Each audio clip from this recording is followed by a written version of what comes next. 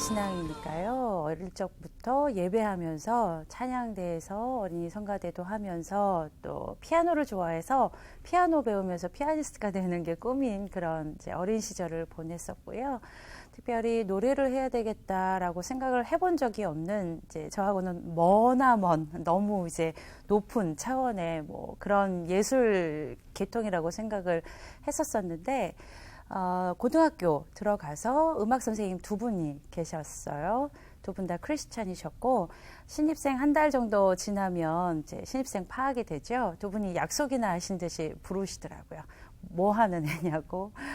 피아노 공부한다고 말씀을 드렸더니 네가 정말 갖고 있는 것, 정말 네가 하나님께서 너에게 주신 달란트 노래이다 라고 권면하시고 또 부모님도 설득해 주시면서 고등학교 2학년 때 성악을 공부를 하게 된 것이 이제 노래를 본격적으로 늦게 시작한 케이스였고요. 대학교를 졸업한 후에는 대학원 가려면 또 그만큼의 재정이 필요한데 그 재정이면 그냥 차라리 유학을 보내주십시오라고 부모님께 간청을 드려서 어렵사리 이탈리아 밀라노로 유학을 가게 됐어요.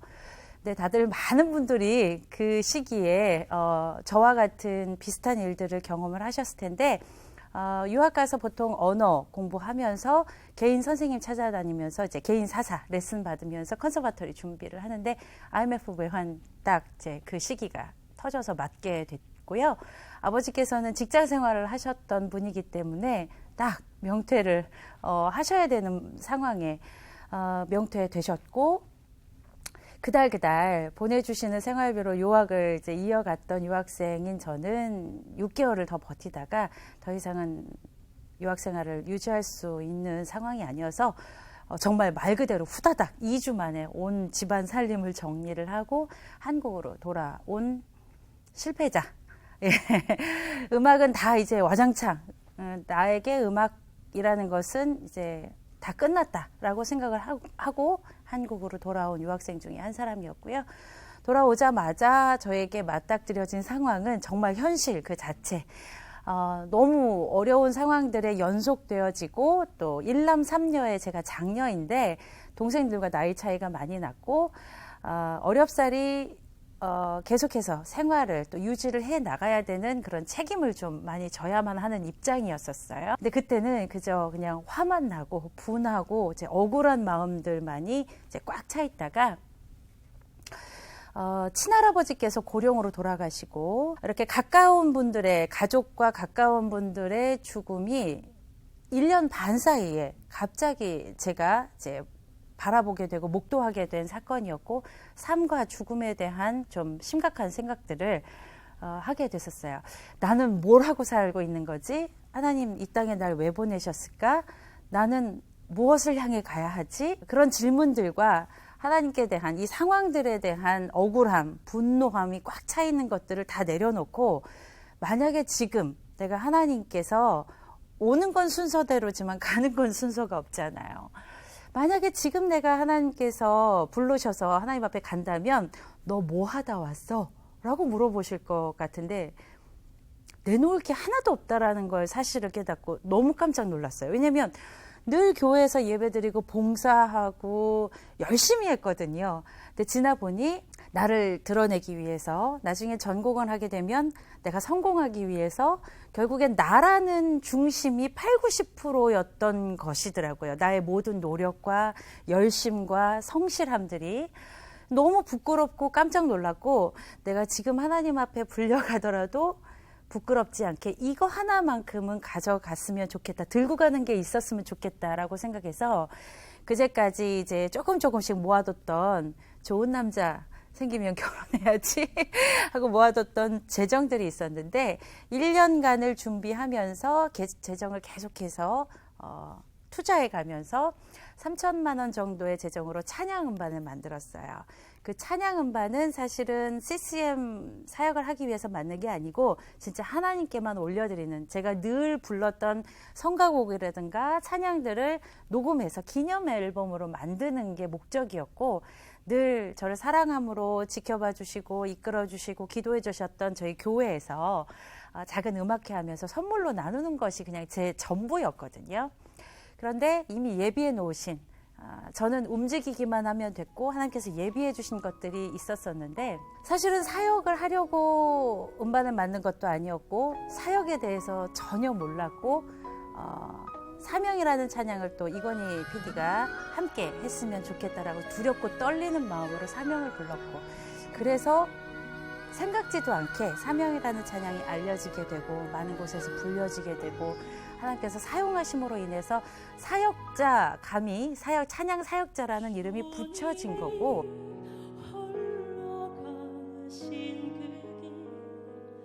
나도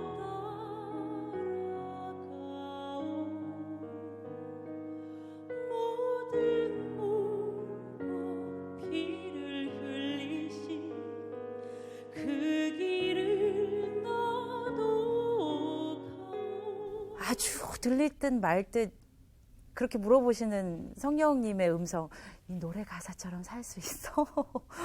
너 지금 그렇게 고백했잖아 라고 말씀을 계속 선명하게 들려오는 거예요. 3개월이 지나가는 내내.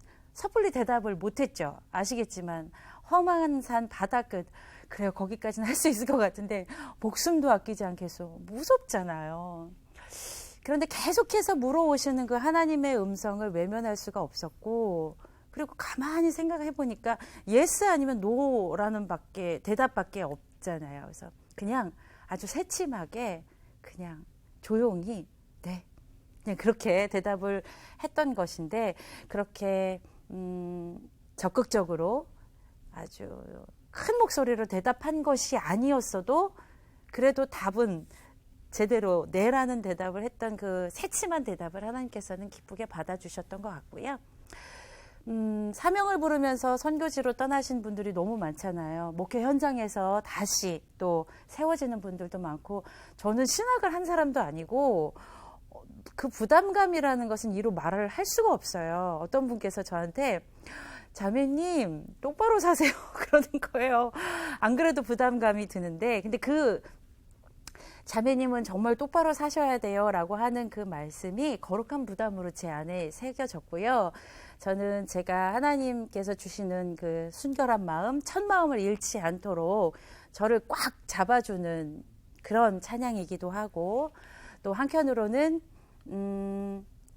이 찬양으로 온 생애를, 삶을 내어 던지신 그분들을 언젠간 찾아가리라, 그 땅에서 나도 같이 그 땅을 밟고 예배하리라 라고 서원을 했었었는데, 사역한 지 딱 12년째 되는 해에 그 서원을 이룰 수 있도록 함께 동역할 수 있는 분들과 함께 아프리카 사역을 3주간을 개인적으로 선교 사역을 다녀왔고요. 저희 현지인들에게는 제가 할 수 있는 일이 없어요. 그 나라 말을 알 수 있는 것도 아니고 문화를 알지도 못하고, 현지인 사역을 하시는 분들은 정말 그 부르심 받으신 선교사님들의 몫인데, 가서 느낀 건 제가 뭐라고 아무것도 아니고 사명이라는 찬양을 그냥 부른 사람인 것 뿐인데, 그 사명 찬양을 부른 사람이 여기까지 왔다. 그러면서 손 붙잡으시고 예배하시면서 울며 너무 좋아하시는 모습을 보면서, 그냥 나는 아무것도 하는 게 없지만 같은 마음을 가지고 같은 생각을 갖고 잊지 않고 함께 기도하면서 있다라는 것을 이렇게 보여드리는 것만으로, 그냥 그 발걸음 한번 하는 것만으로도 굉장한 힘이 되시는구나라는 것들을 알게 돼서 계속 지속적으로 부르심 있는 곳에, 또 초대해 주시는 곳에는 또 가기도 하고, 때로는 주시는 마음이 있는 곳에 자비량으로 사역을 가기도 하고, 그렇게 거룩한 부담감을 선한 것으로, 하나님의 마음을 전달하는 것으로 작지만 미약하지만 흘려보내려고 잘 못하는데 애는 쓰고 있어요. 네. IMF 외환위기 이후에 사실은 정말 지금 생각해보면 열심히 살아냈구나 라고 감사하긴 하는데, 정말 모든 것들이 다 없어지더라고요. 길바닥에 낳는다는 게 무엇인지 실전으로 이제 실제로 경험을 할 뻔한 정도 있었고, 저희가 나중에는 유학 갔다가 돌아와서 1년 반 만에 12평짜리 반지하 방에 6식구가 들어가게 됐어요.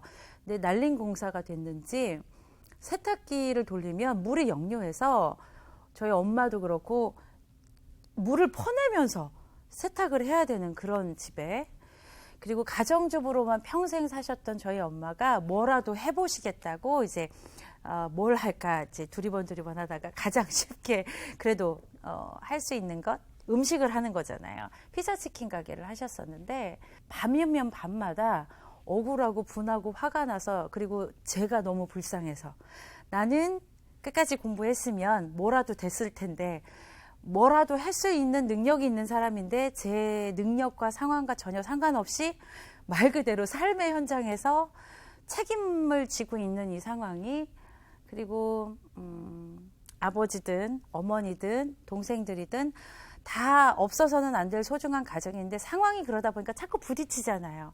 가장 없어서는 안 될 가족들이 서로 상처를 자꾸 내는 이 상황들 속에서 참 많이 싸우고, 참 많이 상처기 내고, 참 많이 말로 찌르고 했던 생각들이 지금도 많이 나서 너무 많이 울었던 것 같아요. 아침에 일어나면 얼굴이 정상적이었던 날이 없던 것 같아요. 항상 다윗이 그렇죠. 백엔잇이 젖는다고 하는데 흠뻑 젖을 정도로 매일 밤 울다 지났는데, 한 가지 체험을 말씀을 드리면, 가슴이 찢어지는, 심장이 정말 찢어지는 듯한 그런 통증으로 울다가 어느 날 갑자기 제 귀에 가위로 싹둑 자르는 소리가 들리는 거예요. 근데 뭐지? 분명히 제 귀에 들렸는데, 그러다가 잠이 들었어요. 근데 그 다음 날도 여전히 저를 불쌍하게 생각하면서 너무 분해, 억울해 막 그러면서 서럽게 울고 있는데 또 싹둑 가위 소리가 들리는 거예요. 이게 뭐지 하면서 그 다음날, 그 다다음날 며칠이 지났는데, 가끔 사람이 그런 게 있어요. 나를 불쌍하게 여기면서 우는 것들을 즐기는 것? 이해하실 수 있는지 모르겠어요. 그게 스트레스 해소가 될 수도 있고요. 근데 안 되는 거예요. 안에서 울음을 좀 끌어올려서 울고 그냥 그렇게 쏟아내고 싶고 그렇게 평상시 했던 것처럼 하는데 울음이 안 나오는 거예요. 이게 뭐지, 묵상을 하면서 지나다 보니까 제 스스로 이 감정적인 끊어내야 될 것들을 끊어내지 못하니까 성령님께서 영에 정말 가위로 이 질긴 쇠 심줄 같은 걸 잘라내신 건데, 얼마나 제 고집이, 내 사랑과 내 자기의, 나의 연민, 이런 것들이 얼마나 강했으면, 질겼으면 한 번에 안 되니까 이틀에 걸쳐서 2번 잘라주신 거였던 거예요. 내가 어쩔 수 없이 끌려가기만 했던 이 감정적인 것들을 끊어내 주신, 그렇게 끊어내 주시기까지 내가 제대로 서야만 하는, 준비하시기 위한 여러 가지 것들이 지금도 저를 참 붙잡고 있는 몇 안 되는 체험 중에 하나예요. 한참 힘들었을 때 그 IMF 시간을 지나면서 하나님이 나를 잊어버리셨나? 하나님조차 나를 버리셨나? 라는 생각이 정말 들어오더라고요. 거짓말이잖아요. 사단이 주는 생각이잖아요. 근데 너무 힘드니까 그런 생각들이 들어오면서, 귀에 들리면서 들어오더라고요. 진짜 죽을 것 같이, 정말 죽을 것 같이 힘들었어요. 정말 이 세상 사람들이 다 나를 떠나도 하나님만 붙잡고 계시다는 것, 하나님은 나를 절대로 포기하지 않는다는 것만 알면 우리는 살아내잖아요. 살아낼 수 있고 숨을 쉴 수 있는데, 그때 하나님조차 나를 잊어버리셨나? 버리셨나라는 생각이 견딜 수 없는 마음이 되는데, 그때 주신 나의 안에 거하라, 내가 너를 보배롭고 존귀하게 여기노라라고 하신 이 말씀을 발주해서 만든 곡이 나의 안에 거하라인데, 이 찬양은요, 저를 살리기도 하고 제 정체성, 내가 누군지에 대해서 확고하게 다져준 찬양 말씀이기도 하고, 여전히 살아 운동력이 있어서 우리를 보듬으시고 우리를 세우시는 찬양, 그런 찬양이에요. 큰아이를 낳고 남편이 회사에서 주재원 발령을 받아서 대만에서 2년 반 지내다가 한국으로 돌아왔는데, 저는 큰아이를 낳고 산후풍이 이제 냉방병으로 시작된 게 산후풍이 돼서 이 오른쪽 몸을 거의 쓸 수 없을 정도로 망가져서 많이 아팠고, 많이 아픈데 아이는 처음 키워보고 늦은 나이에 결혼해서 나이가 많은 상황에 몸은 아프고 해외에 있다 보니까 부모님께 아이 돌봐달라고 요청할 수 있는 상황도 아니고, 아이에게 사랑한다고 안아주고 뽀뽀하고 이쁘다고 이렇게 하다가도 아이가 너무 에너지가 넘치는 아이예요. 저희 딸아이가 뛰어다니는 거는 기본이고요. 거의 날아다니다시피 하는. 그 아이가 몸이 아프고 하다 보니까 감당이 안 돼서 아이에게 소리를 버럭 지른다거나 막 어지러져 있는 것들이 저한테 일로 다가가는 거예요. 부담감으로 다가오고 나를 힘들게 하는 것으로만 다가오는 거. 아이는 당연한 거잖아요. 다 뒤집어보고 엎어보고 입에 넣어보고 주물러보고 세상을 탐험하는 게 그렇게 집안에서부터 시작을 하는 건데, 몰랐던 거죠. 엄마가 아이만 낳는다고 해서 엄마가 되는 게 아닌데, 그러면서 아이가 엄마가 이랬다 저랬다 일관성이 없는 그 엄마를 보고, 또 제가 목소리가 좀 크겠어요. 한번 소리를 지르면. 아이는 공포스러웠고 자기를 보호하기 위해서 안으로 숨어 들어갔던 그런 것들이 계속 반복이 되다 보니까 한국으로 돌아왔을 때 아이가 4살이었고 5살이 될 때까지 아이가 의사소통을 할 수 없을 만큼 눈도 마주치지 않고 말을 하지 못하는, 누가 봐도 이제 자폐아 증상이 아니면 ADHD라든가 검사를 했죠. 너무 감사하게 아이한테는 아무 이상이 없었어요. 그래서 무너졌어요. 엄마 때문에 생긴 병이더라고요. 애착장애. 엄마가 제대로 사랑을 먹여주지 못하고 이 아이는 세상에 대한 믿음이 엄마로부터 시작이 되는데 그러지 못한 상황.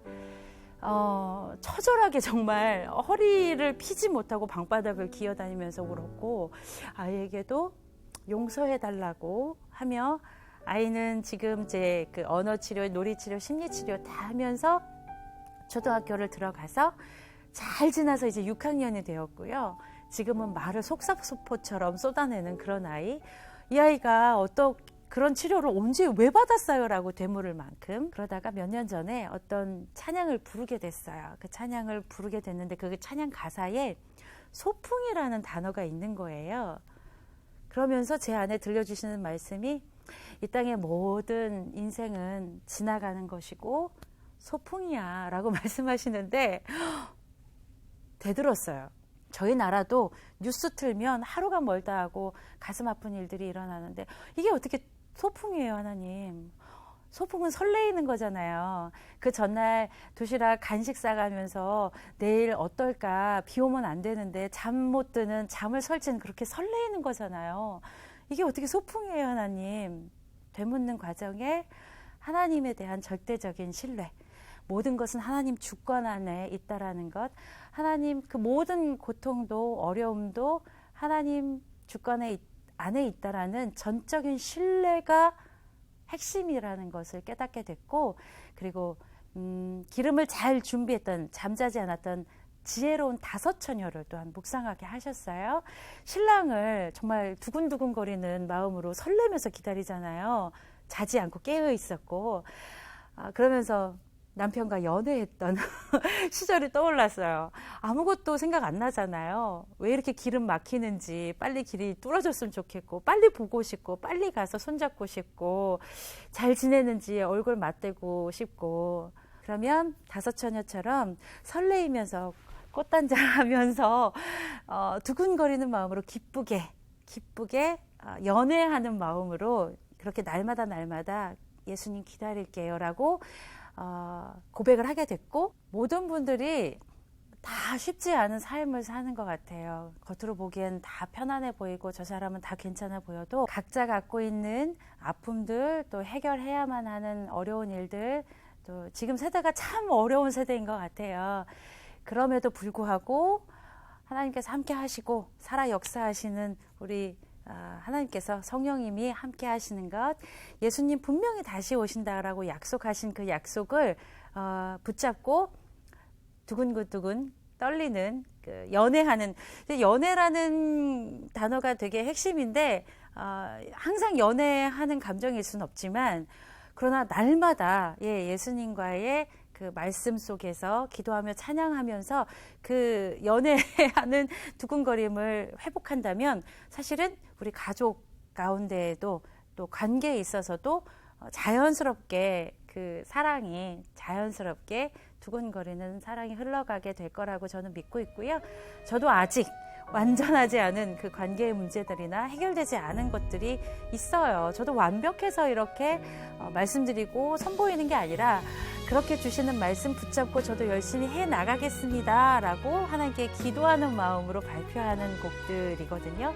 특별히 예수 사랑과 예수님과 날마다 사랑에 빠지시면서 여러분들 힘내셨으면 좋겠습니다. 푸른 저 하늘 아래 고요히 기다리는 주, 아주 오래전부터 기다려온 내 사랑 예수, 다시 오마 약속하고 떠나가시니 오늘도 기다린다네. 바람아 바람아 오고 끝내니 언제 오실까. 바람아 내 그리운 님께 이 마음 전해다. 어느 세상 환하게 밝히는 예수의 사랑 이야기.